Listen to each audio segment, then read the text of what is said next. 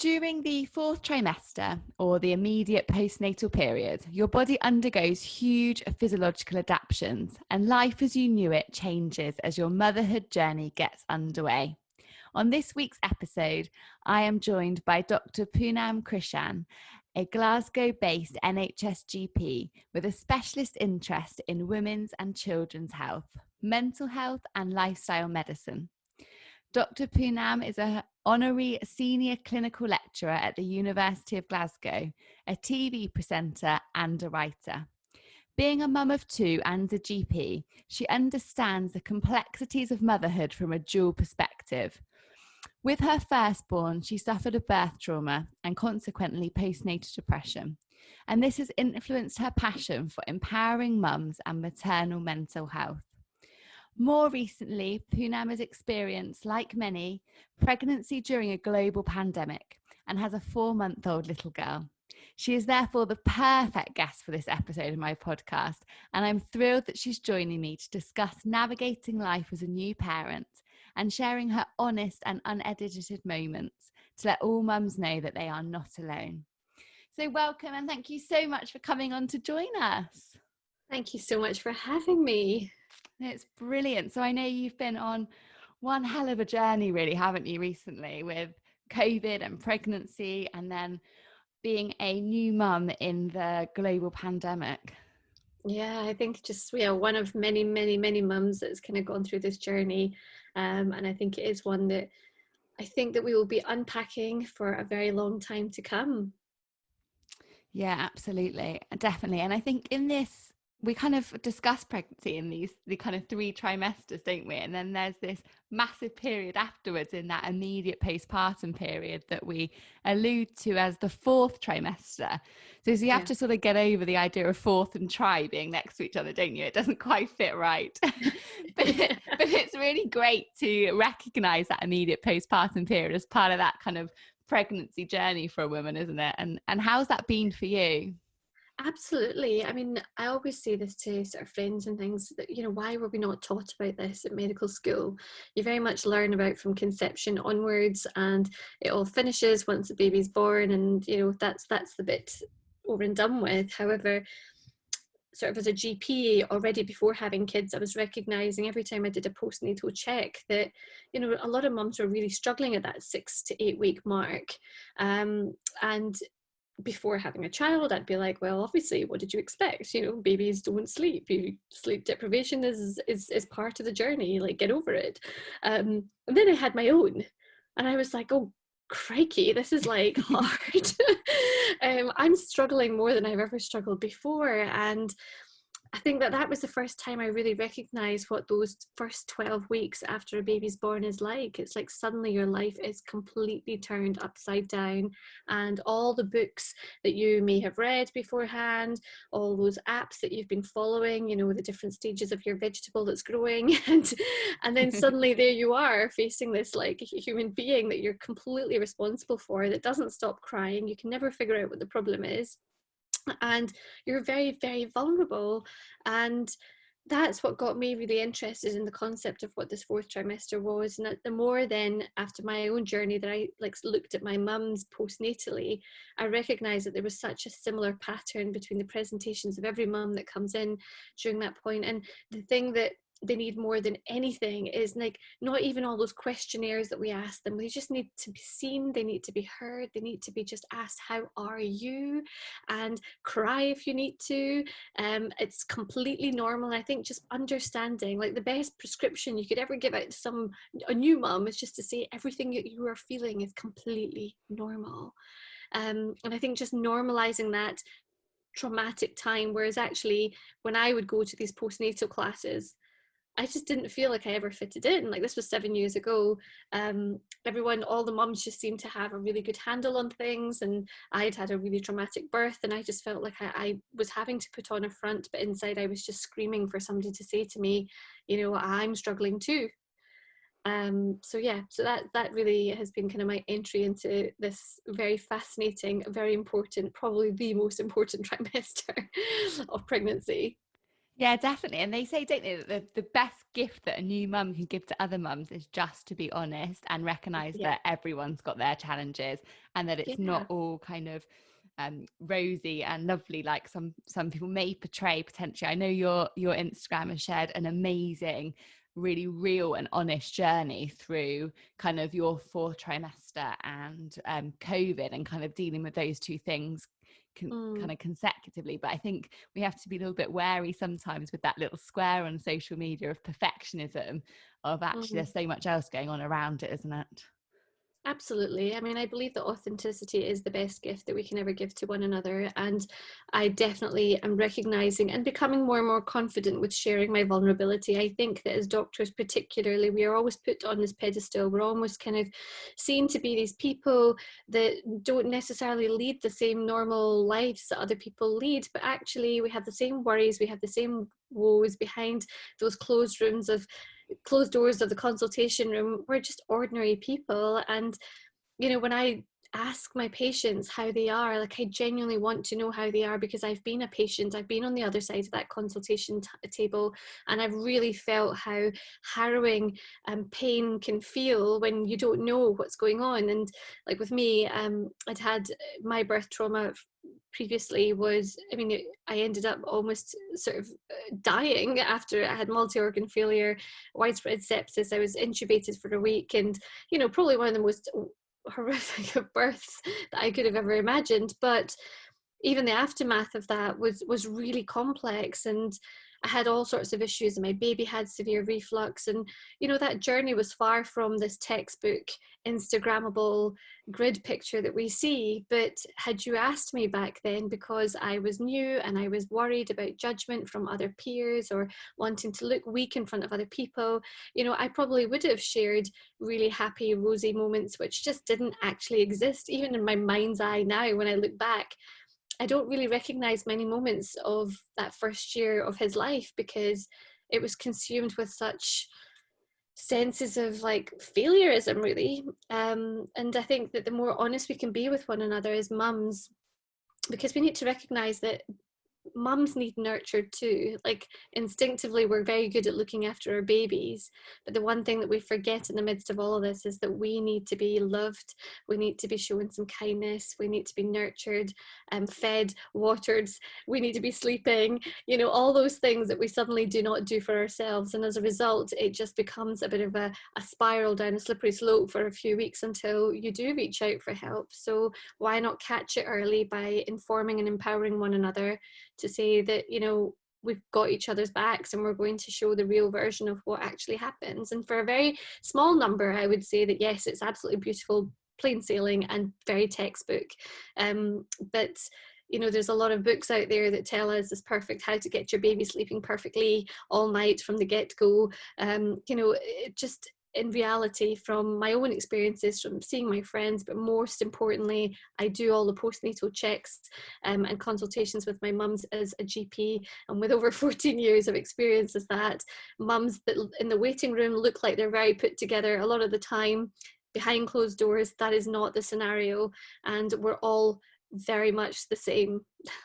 Absolutely. And it's a huge change for you to go through, isn't it? And I think we concentrate so much on preparing for maybe our pregnancy and our birth, and kind of, I guess, have massive oversight over what's going to happen afterwards when you actually got a baby to care for. And I love the fact that you Absolutely. talked about kind of that self-care for mums and people rallying around and supporting mums, because you spend your whole pregnancy, don't you, completely devoted to growing and nurturing and then birthing your baby, and actually your body's got to go through such massive repair, but you're doing that in this cycle of kind of sleep deprivation and learning how to care for a newborn.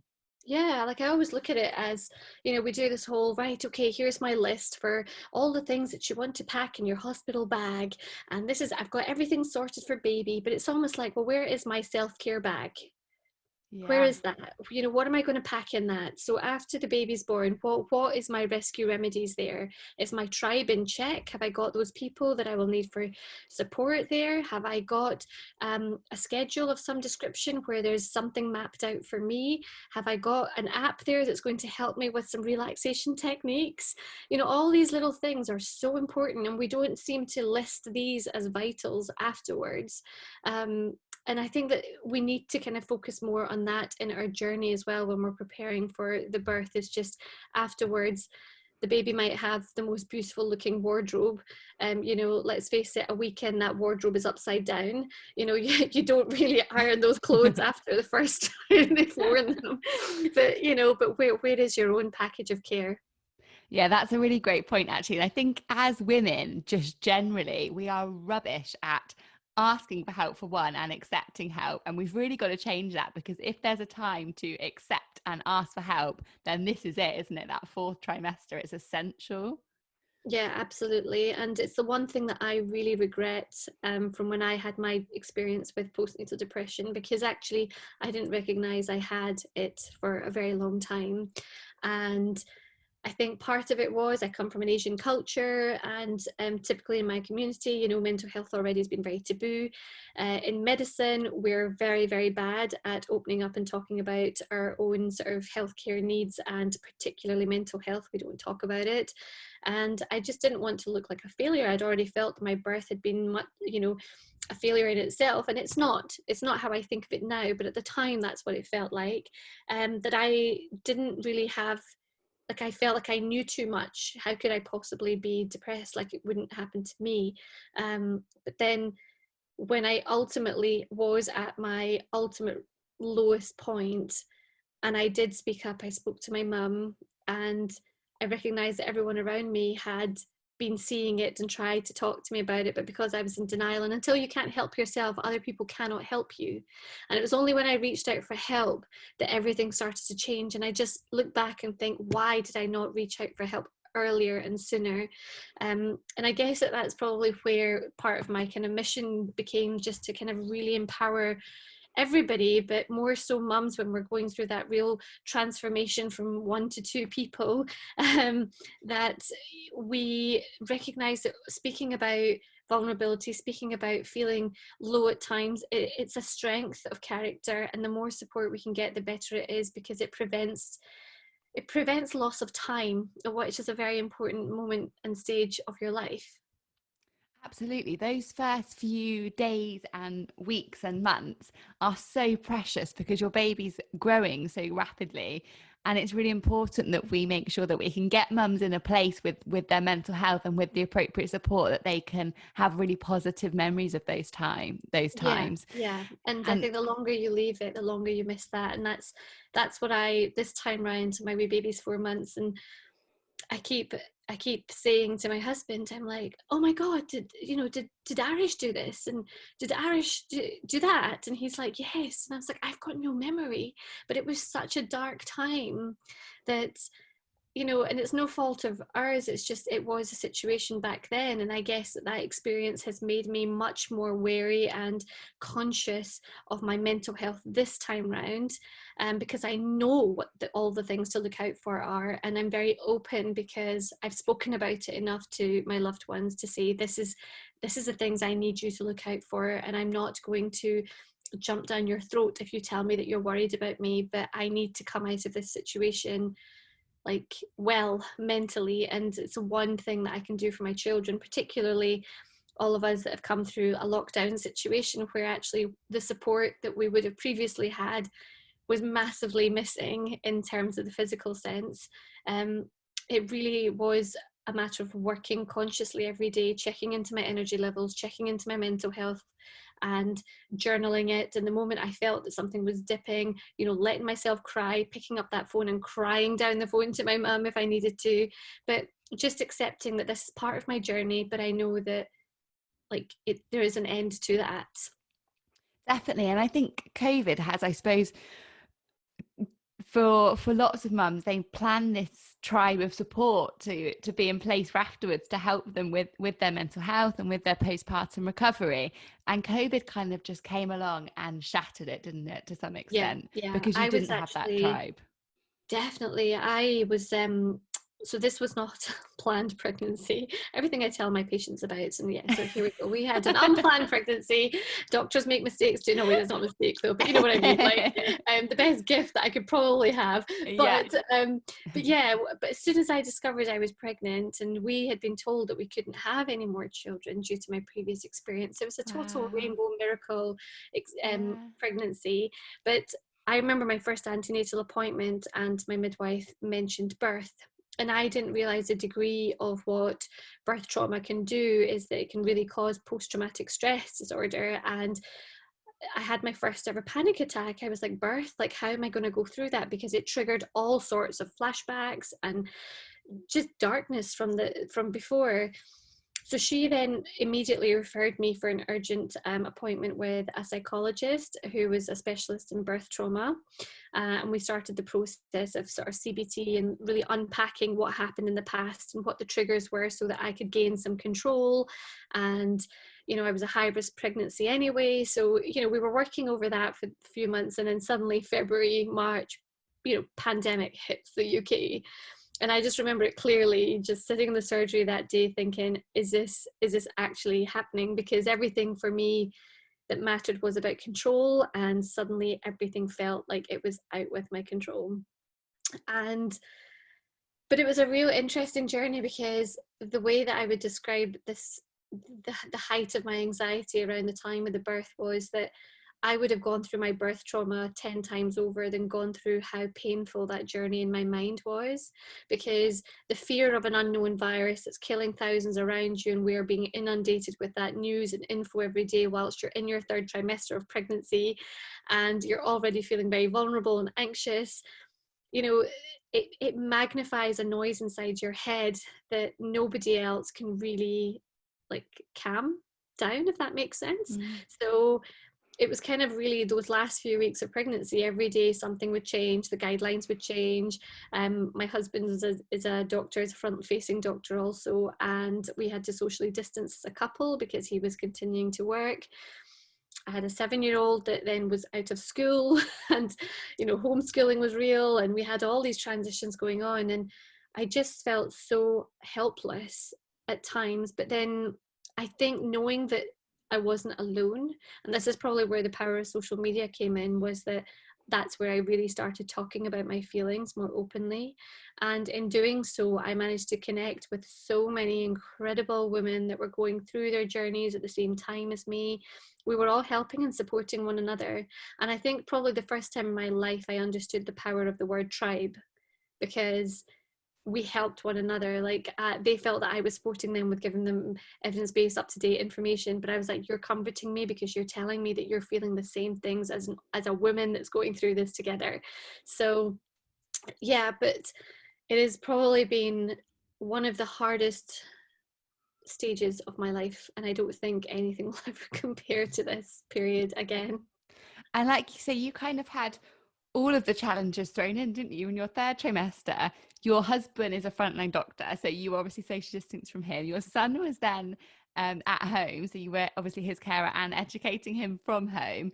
You weren't able to see your family and your support network that you'd carefully planned to be in place. So it was really everything you planned to protect yourself was kind of, I guess, gone because of this awful pandemic. And that's where I think it's a shame that it's taken a global pandemic, but it's made us realize the power that we can have even virtually as women in actually empowering each other and helping each other with mental health and all aspects of health and wellness, really.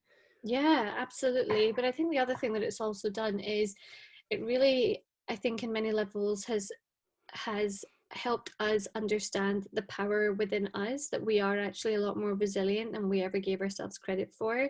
Like I've definitely been on a survival mode, which is why I'm due to go back to work at the end of this month. And you know, I do foresee that there is going to be this kind of peak of almost PTSD as we all start to kind of, as life starts to normalize again and we start to unpack exactly what it is that we've gone through. But certainly learning to, we've all gone on to survival mode. And I think it's shown us what human behaviors are capable of doing. But it was almost that adrenaline thing, plus that instinctive mum thing, which is like, wait, I've got to just, I can only do what I can do today. And I have to focus on all that I have achieved and not focus on all the negatives, and really actively having this conversation out loud. Um, and I think that that's how I have gotten through this period. Um, Whereas anything else that's ever happened before, I've probably never really exercised these kind of rules before, or these kind of principles. So I think just recognizing your own sense of control over your thoughts has been something that I've really learned through this. And yeah, using every ounce of support, letting the emotions flow. On days where you just need to cry it out, just sit on the bathroom floor and cry it out, and then just get up and get on with it. And because you know that nobody else is coming. So it's not been easy. It's not been easy at all. But I think that after this, we can really say that if we can go through this, we can go through anything. Absolutely, absolutely. And I think it's really important, isn't it, that even with everything going on, that you find that time to show yourself kindness and care for yourself. And I guess it just gets so lost, doesn't it? And now even more than ever. And I wonder whether it has kind of, being in a global pandemic during your pregnancy and postpartum, has that kind of, I guess, changed some of your priorities and things? And have you found some opportunities that perhaps will stay when life kind of goes back to normal, wherever normal is going to be? Oh, definitely. I think that there's been so much. I've always been a big advocate for doing more stuff as a family at home, and what this whole period has taught us is just how much we can get done at home together. That not necessarily every weekend does it need to be that we have to go out somewhere. That we can actually have a lot of fun. Like, we created a cinema at home, we've created a nightclub at home. Like, we, Brilliant. you know, we've been super creative. But we've also been cooking so much more. We've been learning lots of different things, and not I mean, I've not gone crazy over it, but I think just appreciating that there's a lot of comforts at home that we previously took for granted and didn't really necessarily spend time over, have actually been the biggest gifts. And moving forward, I hope that we can retain this, especially because, yeah, I think it's just helped me look at priorities, and my priority is my family and the health of my family and the mental well-being of my family. And even as my 7-year-old, he's really suffered with anxiety throughout this whole time, and preparing him for school right now has been quite a challenge in itself, and learning really about helping him open up about his feelings. My husband learning to talk a lot more openly about his feelings. Every day we've been tapping into that, like, let's get it out and speak about it, rather than just busy ourselves and distract ourselves and go to the gym to burn it off, or let's talk about it. So that's kind of some of the positives that have come from this, which I do hope will stay. Yeah, that's brilliant. And I love the fact that you're vocalizing that as a family. And that's really important, isn't it? In all aspects of life going forward, actually, if you can do that, and if there's something that is affecting you emotionally or physically, just being able to vocalize it can sometimes even make it feel less severe. It kind of sounds so much louder in your head than when you actually get it out sometimes, doesn't it? Yeah, definitely. I think we've always done this thing, which actually has been even more prominent during the pandemic. We always used to do this, like, 3 things I'm grateful for before we turn the lights off for my wee boy. And I've always found it such a lovely exercise, because no matter how stressful the day is, it always ends on such a happy kind of note. And I used to feel that with my work as well. Like, I'd be seeing 40 patients. Some days you'd be really seeing some really difficult, complex cases, or you may have lost a patient. And but at the end of the day, when you actually reflected and thought of 3 things, just something as simple as that, of 3 things that actually were good from that day that you learned or that you were grateful for, always left you sleeping with a bit of a smile on your face. So we've been kind of doing that, and it's interesting because my husband rarely participated in it before, but throughout this whole period, we've really sat together at the end of the day and valued that time, because I think social distancing as a couple for several weeks was one of the hardest things. And I mean, we've never been through anything like that in our marriage before, and I think we learned so much about one another during that time. and we learned that when we were dating, we used to talk a lot more than when we were married. Yeah. So, just sitting outside his room, or him sitting out the room I was sleeping in, and just talking for ages, it just actually was a lovely thing to come out of what was a really horrible situation. Yeah, definitely. And I think there's going to be in generally in relationships, because there's lots of people that perhaps would have lots of independent time that have then been kind of locked down in COVID together, and that there's going to be positives, and of course there's going to be challenges from that as well, because we are only human. But I think one of the themes that I've definitely seen from the women and the families that I've been caring for is the role of the stay-at-home mum. I think is going to be so much more appreciated. And then obviously working mums as well, because of all the things you're juggling. But I think some partners have now seen what actually goes on in a household and how hard work it actually is. Oh, absolutely. I'm a full-time working person, and I love my job as a GP. I absolutely miss it more than anything right now. Yeah. But I have had such an appreciation and insight into, like, some of my mums, like my friends that can ever stay-at-home mums, and I'm just like, how do you do it? Like, how, or mums, I've got a couple of friends that have chosen to homeschool their kids, and I'm like, I have so much respect for you. Like, I have so much respect and love for teachers. Like, I Yeah. don't know how, there's been times where I question, I'm like, am I just not good at being a mum? Like, I couldn't do this forever. I'm counting down the days until school starts. Like, I'd rather do a day of seeing 100 patients than have to deal with what's going on at home. So yeah, like, a massive appreciation for mums that stay at home, for any parent actually that stays at home, and a massive gratitude for every teacher in the country. Like, Yeah, definitely. And there's yeah. going to be different outlooks and dynamics in households across the country for sure. And I just wonder, when you see your postnatal mums in that kind of initial period and do their kind of 6-week checks and things, are there any kind of key challenges or key themes that tend to crop up that you've kind of I often noticed? find that, depending on where you're living, not every general practice in the country offers a postnatal check for mums. Usually it's offered, the 6 to 8 week check is offered to the baby, which, I really do sincerely hope changes moving forward. In my practice, however, I always make an appointment with mum and baby, because as far as I'm concerned, the baby is always the easy bit, but it's always finding out how mum is doing.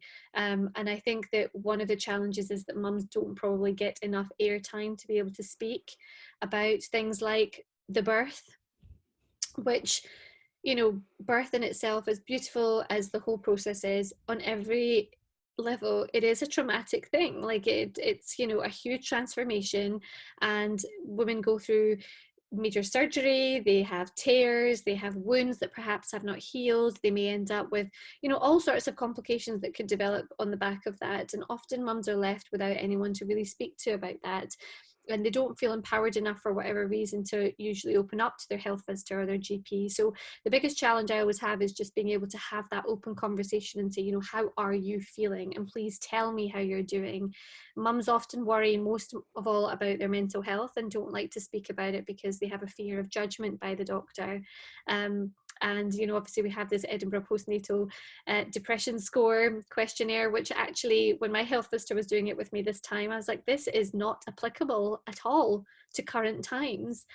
Everything there is very low, but my anxiety about this pandemic is huge and it's through the roof, and I'm thinking about it all the time. I'm obsessing about cleanliness and hand hygiene and all the things that go through with that, and I think that that's every mum at the moment. I worry about somebody handling my child, I'm worried about somebody coming close to my child, and all these things need to be spoken about. But yet, if we just kind of brush them under the carpet, what happens is mum is left anxious, and then maybe speaking to others who may just give her some anecdotal stuff, which may not necessarily help her with the kind of feelings that she's feeling. So in terms of, like, any mum that's listening, one of the biggest things I'd say is please speak to your GP about how you're feeling.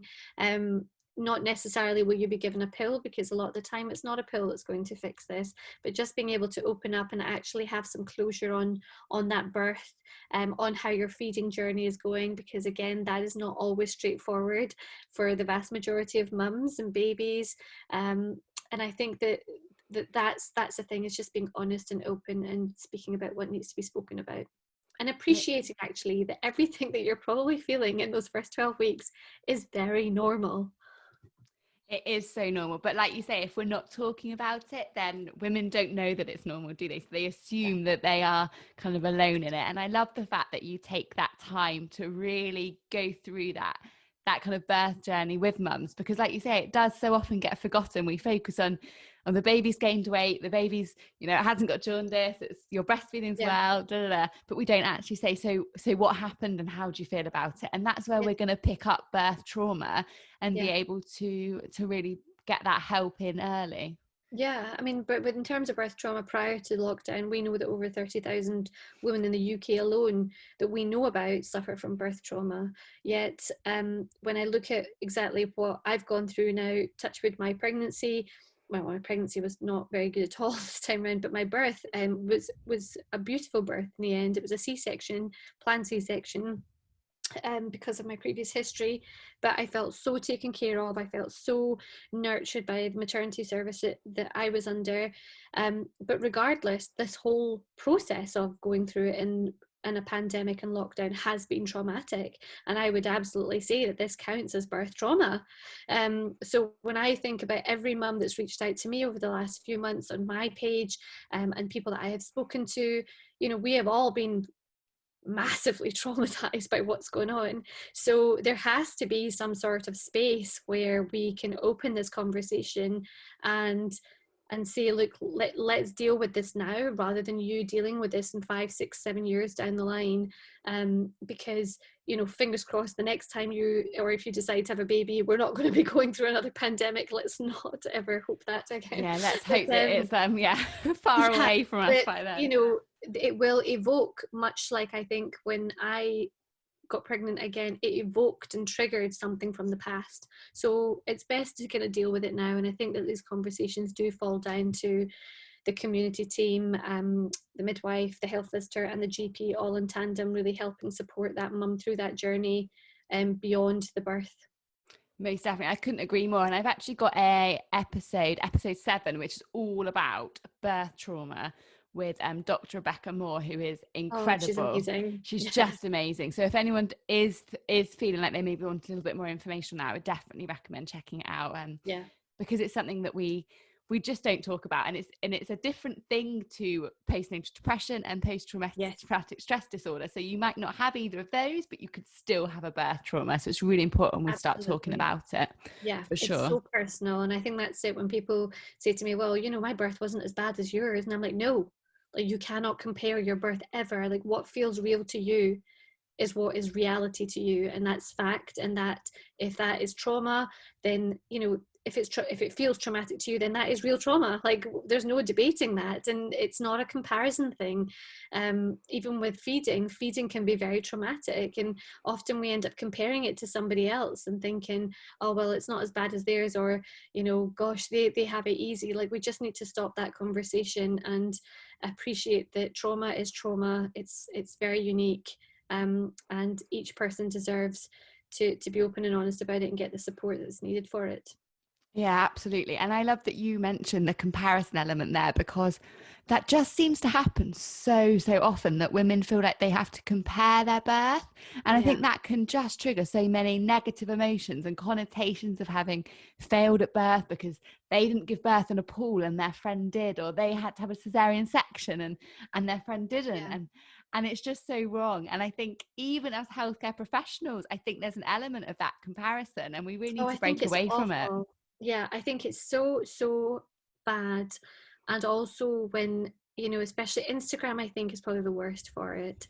And the thing that really hits the most for me, and really gets my back up, is when it's like, and they didn't need any pain relief, and they did it in a few hours, and you just think, well, that's brilliant. Like, we should be happy for one another, but it's always like, society tends to kind of deem those that manage to have a spontaneous vaginal delivery without any pain relief to be the more superior birth experiences, and it's almost like they should be applauded, but everybody else that's kind of gone through everything else to have their baby are less so in that ranking. And that needs to stop. You know, you got your baby into the world, you survived it, your baby is, you know, well done, you incredible woman, for doing that. And it doesn't matter how many drugs it took you, it doesn't matter what you went through, you know what, you are so loved and supported and valued for doing that. I love that. And that's literally one of my biggest enthusiasms. And really one of the reasons I started, you know, my podcast and my Instagram page is exactly that connotation that if it didn't go one way, then you failed, or any of these negative emotions. And I think it's really ironic that women postnatally tend to feel their most vulnerable or have these negative emotions about their body when they've just given birth to another human being. Some women go through like life-saving surgery like yourself and all of these experiences, and you should be feeling your most powerful and beautiful and capable, and yet for so many women they feel the complete opposite. And again, I think social media is really unhelpful. All the connotations of like getting your body back in the postnatal, like what even is that? Like it didn't go anywhere. It's created another human. And we've got to start speaking up, I think, as women. Absolutely. And I must say, like, I am guilty myself in that I do fall into the trap sometimes of comparing. I do. And where I'm human, and I will see somebody who's just snapped back, you know, inverted commas, into their pre-pregnancy state. And, you know, I'm sitting there with a big bowl of chips going, oh, I feel so awful. Somebody pass me the gin right now, because now I feel even worse having seen that, you know. You know, I've had those moments as well. And I have to really then be very conscious and have this nice, and this is part of self-care, this is part of the self-love and kindness, because I have asked throughout this time, I found myself saying to my friends at moments where I've just felt so tearful and helpless of, I don't even know what self-love means. But it means like talking to yourself nicely first and foremost, and saying it's okay, that's brilliant for that mum that she's managed to do that, and I'm really happy for her. But right now, this is where I am. I'm very comfortable with where I'm at, and I will get there in my own time. And I think that that is such a loving moment for yourself. And I've been practicing that more and more. And sometimes if I can't say it in my head, I have to actually, and I physically do this because I've known that there's nobody that's going to come round with those box of chocolates and just help me wipe my tears. I've had to do it myself. So I've kind of found myself writing it out to myself of, you know, that I am those powerful affirmations that we learn about, but writing down, I am amazing, I am capable of being loved, or I value my body. And, you know, these things are important, because the more we say them to ourselves, the more they become deeper and deeper embedded within our subconscious, and the less likely we are to then compare ourselves to others. But also recognizing that if somebody is triggering you, you know, what is it within you that's like maybe made you feel that way? But also just unfollow that person or mute them, and feel empowered enough to recognize that somebody's made you feel a little bit negative about yourself, that yes, there's a bit of work that you need to do on that area, but you can disengage and not torture yourself by watching somebody do an incredible workout on Instagram Live. Yeah, absolutely. Which we've all probably done. And it's that thing, isn't it? It's a fine line, I think, between using social media to maybe be inspired and motivated and supported, but not allowing that kind of negative comparison. And that can be a really tricky line to tread sometimes, can't it? It's human behavior, and I think vulnerability does that, is that it makes us tap into those corners of your subconscious that you've perhaps managed to like distract yourself from, and then suddenly they're very open and something triggers it, and you find yourself down a rabbit hole where you are the worst person on the planet, and nobody can talk you out of that. You know, it is really irrational, and I think as women we're really bad at it. But that's okay. I think that part of this whole journey is just saying that that's okay. I can have a bad day where I've probably not been very kind to myself, but I'm going to focus on all that I have done today, and I'm going to celebrate all my small wins. Absolutely. And all the amazing things actually that you have done and your body's done for you, especially when it comes to postpartum. Your body has grown this baby and birthed this baby. Like that's a massive win, isn't it? Actually focusing on that over And I our think size whenever you 8 are jeans. feeling at your lowest, I've definitely felt that this time, is that whenever I have kind of felt a little bit less than or inadequate, or, you know, those feelings crop into everybody, I've just looked at my baby and I've just gone, wow, like no matter what has happened throughout these last 4 months, I've got you here, you're safe, we're in our home, we're safe, and whatever's happening out there, it's not affecting us right now. We've got to be grateful for this moment. And it always helps ground me back to just going, okay, just focus on your present and stop this chat that's going on for no reason. Most definitely. And I wonder, when we talked about, I know, kind of the support network and that tribe that we try to create around us in that fourth trimester, how have you, I guess, adapted for that for COVID? Have you used a lot of kind of Zoom or FaceTime calls? Um, I think I definitely had my inner people, which included my mum and my best friend, and I kept it quite sort of like close to them, because I was very conscious that I didn't want too many people's opinions over a time that was already feeling quite overwhelming. My sister also had a little baby during lockdown, so my niece is 2 weeks older than my baby, so we were kind of almost going through this journey together. So that was amazing, just to be able to kind of speak to one another about how we were feeling. And in terms of sort of out with that, I think that I certainly used Instagram a lot to be able to kind of blog my journey through it, and found a lot of comfort in that. And on days where that felt too much, I was quite good at just switching off from it. But yeah, definitely, I think that learning to live in a world where it was predominantly behind a device did take some time, because I'm such a people person. In my day job, which is full time, I'm seeing up to 40 patients a day face to face. I'm used to seeing a lot of people and having lots of real time conversations.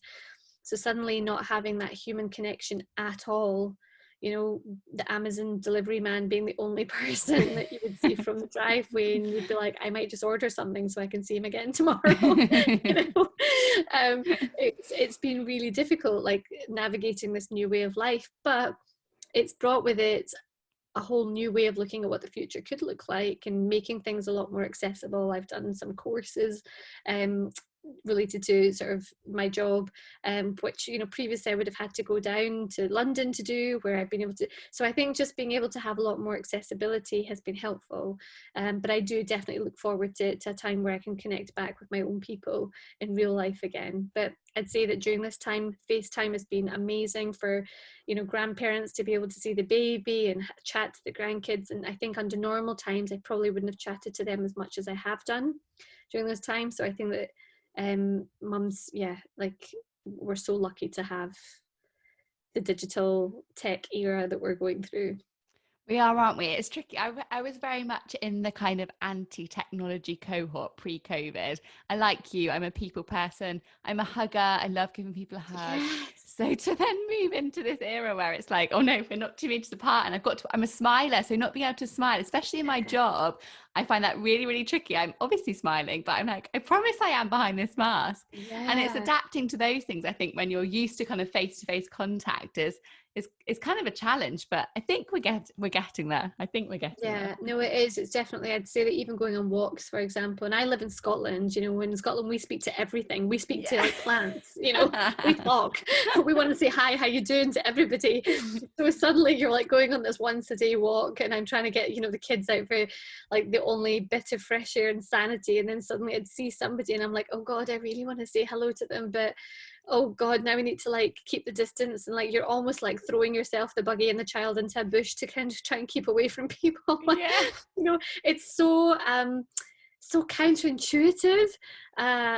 So yeah, and I think I'm at the point now where, although restrictions are starting to ease, I still hold quite a lot of anxieties about how this whole easing back into normality is going to look like. Particularly with sort of my baby who's not been handled or held by anybody yet, and I think that it's going to take time just getting back to normal and trusting the world again. And it's such a sad way to look at it. It's not nice at all. No, and I think, like you said, we're not going to really understand the full impact that it's had on us until we start returning to those kind of situations and seeing how we feel and how we respond. But I think we just need to recognize that actually that's okay. We've been through this massive transformation, and it's going to take time, and there's going to be lots of uncertainties. It's a bit like Yeah, landing on an alien planet, isn't it? And then going back to your original, and we're trying to just absolutely. navigate it. Yeah, and I think actually, particularly with kids, they seem to be a lot more resilient. Like, than as adults, and it's taken us quite some time. But it was really interesting because when my baby, we went for her vaccinations, and obviously each time she's been a little bit older, but the health visitor said to me that she's noted that with all the babies so far, that they seem to be responding very much to voice and the eyes, because we're all wearing masks. The babies have kind of just seemed to adapt to that and are smiling and responding to cues that they otherwise would be. So it was kind of nice to see that my baby seemed quite unaffected, who was kind of babbling away and giggling away to the health visitor to behind this mask. Like my baby just thinks people exist on a screen, or people come with masks on their faces. Yeah. Like, but yeah, an interesting time. Yeah, definitely. The world through babies' eyes at the minute is going to be really interesting, isn't it? For Yeah. sure, for sure. Yeah.